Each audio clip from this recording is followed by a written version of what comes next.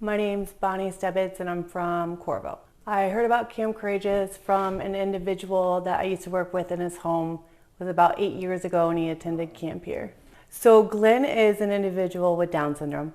When he attended camp, he was in his late 40s. He had already started to show signs of cognitive decline and mood disturbances.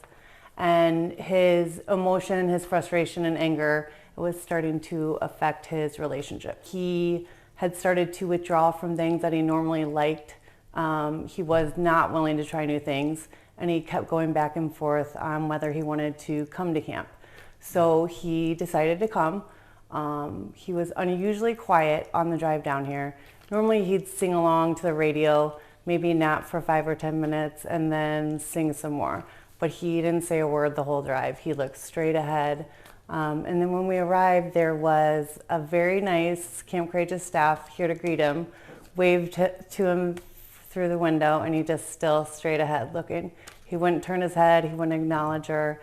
I got out of the car and kind of briefly explained to her what was going on with Glenn. And she said, "Hold on just a second." She went inside and she made a sign with Glenn's name on it and came back outside by the car. She was holding it up like you might see a driver in the airport who's picking up somebody that they don't know. And she said his name out loud and just kind of kept looking back and forth and waited. He started to look towards her and he looked at me and he said, "Do you think she is talking about me?" And I said, "Well, I'm not sure, but you should probably go find out." And he kind of grabbed my hand and squeezed it. He smiled while he was unbuckling, and then he got out and went over to her while she was still holding the sign, and he said, "Well, I'm Glenn." And she said, "Well, we've been waiting for you." And she was so enthusiastic and smiling.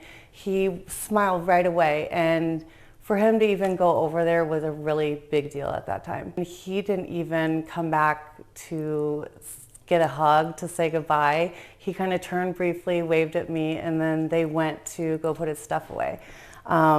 I was worried the whole time he was gone because he just was very withdrawn, very hard to get him to do any activity. But when he was here at camp, not only did he do activities that he previously enjoyed, he tried new activities, several of them. I can remember picking him up and smiling and hearing him tell stories over and over about the new things that he tried, the new friends that he made. Even remembering their names at that time was a huge deal, and a lot of that has to do with the emotion behind it.